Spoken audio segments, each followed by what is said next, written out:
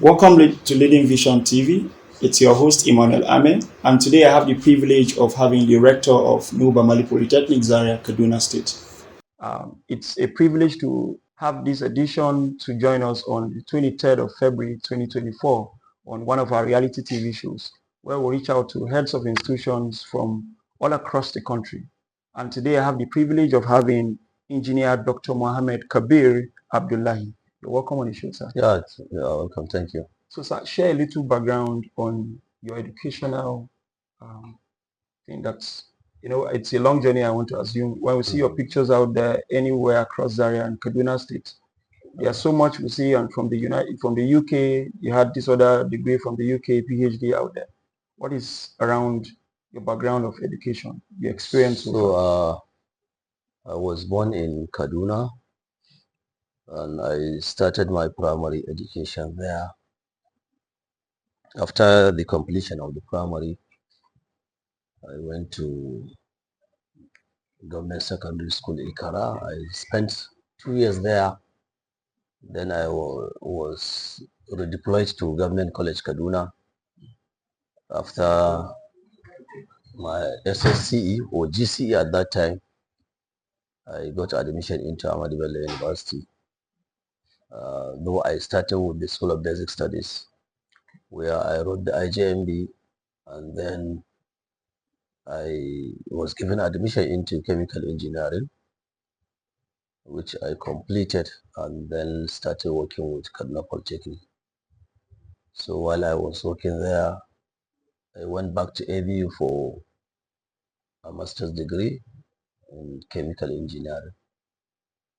So while I was still working with CAD Poly, after the MSc, I went to Imperial College London for a PhD in chemical engineering, which I completed, and then I continued working there until my appointment as rector of NUHU Polytechnic on 8th of October 2018. So it's been a tremendous journey. I want to assume 7 years. You've been a director for 7 years. Yes, by October this year I'll be 7 years. So, yes. Sir, of course, every leadership position with its own experiences. Have you been able to marry all for the last 7 years? It's been a long journey, I want to assume. What can you give us that had made you stand out and be able to carry, despite the hardship across the nation, with all that is going on? How are you able to still marry this and still maintain your place with the sanity and with the structure we see you today? So I have very dedicated staff. I can say that all the achievements we are due to their contributions and support. And we have students that are also very hardworking and been very patient with us. So with the meager resources, we are able to run the polytechnic up to this time. So I completed a lot of projects. When I came in, there were 9 projects under construction, which was left by the immediate past administration of the polytechnic. So I completed that. Then I initiated new projects.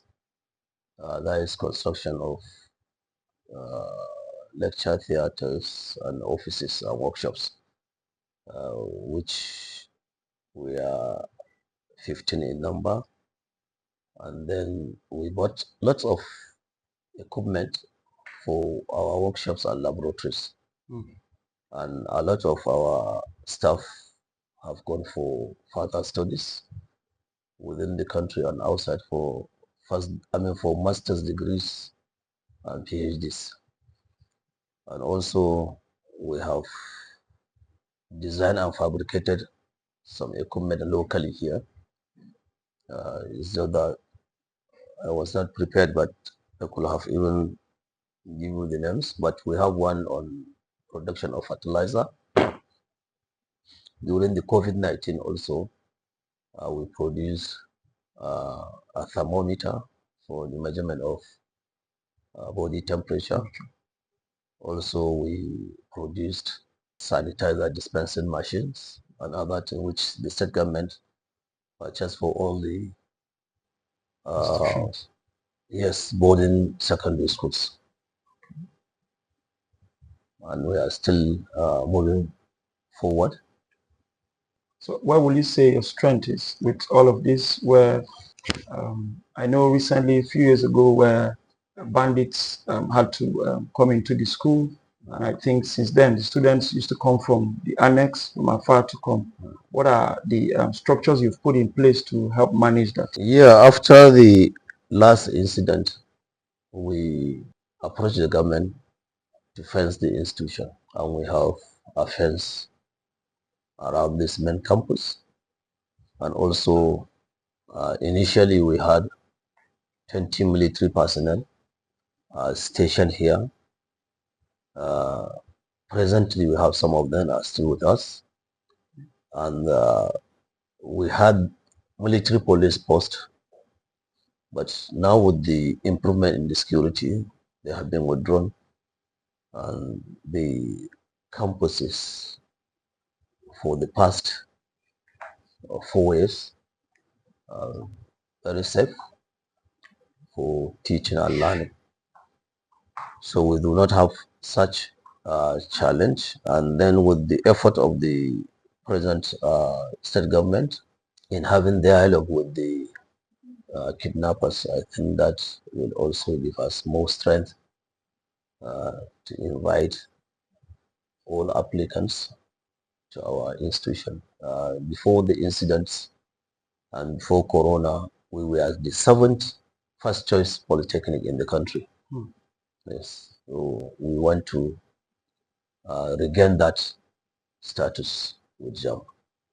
Okay, so what will you say your relationship is with your host community, these people closer to the institution? Yeah, we have very strong relationship.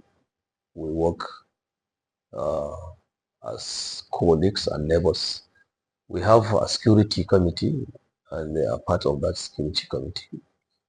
And whenever we are employing staff, we reach out to them, and the Sarkin Salim, Okay.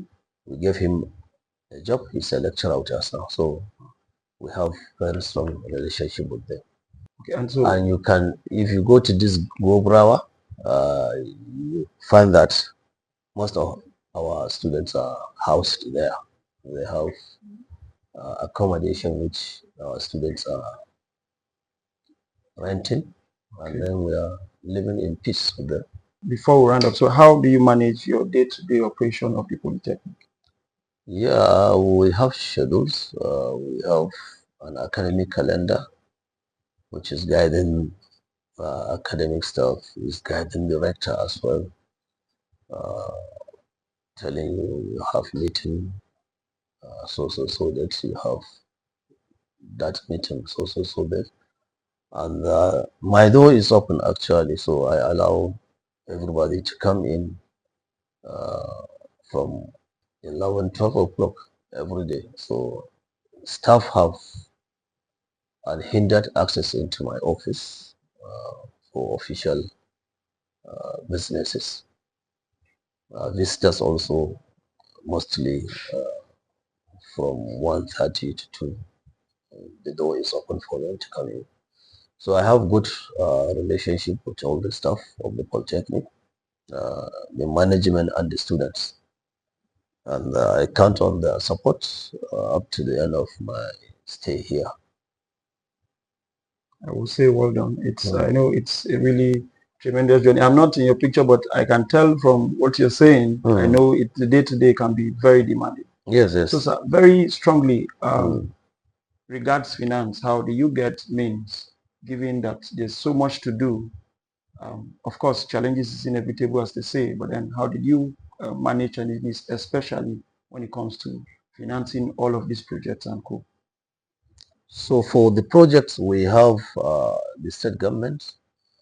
Each year, we propose budgets, capital projects for the state government, and then they are approved, and then we send our procurement plan to them every January. So when all these completed, normally the executive governor will give approval for the projects, and then we advertise these projects, and then we do execute them. Then we have similar projects with TED Fund, which we have done a lot. The state government did the fencing, and the state government has done the tarring of the yes, we have very good roads on our 2 campuses. So then there is, within our budget, we have budget for our recurrent expenditure. That is for day-to-day running of the Polytechnic, which the state government releases monthly. But we are still having some challenges.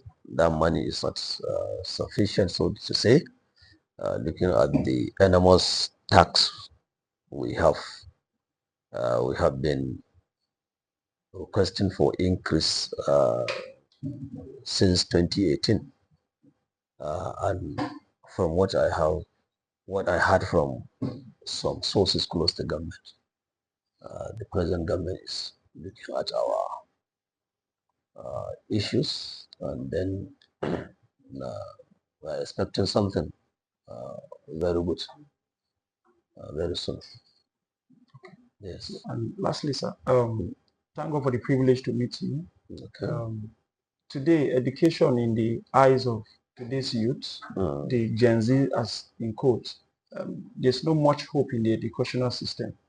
Thank God for the intervention of the current government that had been able to even subsidize the school fees. It's difficult to be on the streets, and you see, I can tell 1,000,001 are out of school. And for the few that have been able to come to school, they still feel like there's no hope in school. As a father, as a mentor, a role model that you are, you see thousands of young people every day. Is there still hope from your end? Is there still hope from your view today in the educational system? Is there still hope in education? There are hopes. Life is quite challenging. It is coming in stages. It has many phases. When I started working with Cat Poly, I was trekking from my house to the Polytechnic for some years. For years. Yes, so you can see it's not something new actually. You start, and then gradually you be growing. And for working with the tertiary institutions now, I think it's quite rewarding, because we have funding for research. If you are a lecturer here, you have funding for small research, which is minimum of 2 million naira. If you can design an equipment and fabricate it, it can go up to 15 million. All right. Then there is what they call a national research fund. If you have a very good proposal, that fund can finance it up to the tune of 50 million naira. And then you can go for further studies without spending a kobo. You'll be sponsored to go for masters and PhD. It's just that the exchange rate has gone too bad, but we can sponsor somebody to UK or any European country, Malaysia. So working with the tertiary institutions across the country is quite an opportunity, and you can see the work of a lecturer is not too stressful. Some of us are going to class twice a week, right? So that they have ample time to go for research. They have meetings, particularly those who are in the managerial position. They have committees and other things. So even working with other institutions, either as a public servant with the government, is still something That is encouraging. Gradually, you'll be rising up, and one time you may become a permanent secretary, right? And you are controlling a large number of staff. You have opportunities. You travel a lot within and outside the country. You are within government to take decisions, whatever decision, right? And one time you may become a minister. You can become a governor. So education is important. If you do not have that education, uh, you may not have these opportunities. I remember my dad will be telling us that it is just like something there, go and pick it, but you need this degree. You do not have it. As rector now, if I'm given the opportunity to employ staff, if I have my son or my junior brother or sisters that are not educated, I can't bring them here. True. So education is important. There are hopes. And now we are looking into these skills where somebody will learn a skill. I normally give example with mass communications. One of the most important skills is that of conducting interviews. We know of so many people across the world that are interviewers on television, Oprah, Steve Harvey, eh? Trevor Noah. Yeah, there was this man, Larry King Life. Yes. Okay, we have Amapo, we have Sherwin here in Nigeria. We have lots of them. Cyril Stover. So when you are having those kind of skills, or you are a very good writer, you become very popular. I remember Adamu, we knew him because he was writing. Yes. He has a column. This man, let Sam Engr, he's a pharmacist, yes, but he's a very good writer, and he established his newspaper. He become very popular with Daily Trust. And you'll be making money because people are buying the newspaper, of course, for that day because of his column. I was buying Daily Trust on Mondays, every Monday. Even if I travel, the vendor will slip it under my door because I wouldn't want to miss that. So likewise, if you are you can cover an event, yes, maybe sporting event or films. So there are documentaries. I know of staff of BBC that were making more money as presenters than the Prime Minister. True. Yes. So if you can acquire such skills, don't remain as an ordinary journalist. Try to get hold to this kind of skills. You'll make money. And you can see in ICT now, in AI, how people are making money. Elon Musk, he read electrical engineering and he's good in computer. And he's utilizing that skills in computerizing everything, like the Tesla car. Yes. He's coming up with a handset. And I think he's even using that handset. He's already using it. Yeah, so these are the kind of things. If you are looking at the government, well, you get nothing. The salary is too meager, right? Yes. So don't. I can even say don't work with the government. Try to be a business creator. If you work with the government, there are limitations. Your salary, you can see most of our staff now. Their salary cannot sustain them for more than 2 weeks. So whichever government you are working with, unless you are working with, say, CBN or a bank, so there are opportunities in becoming educated. I will encourage every youth to go for education and try to be among the best. If you graduate with a pass, well, might be difficult to get a job. But if you still have the skills, you That can could become sustain a you. multi-millionaire. I saw this guy, I can't remember his name. He's into this, Content creating. TVC journalist hangout, this popular guy.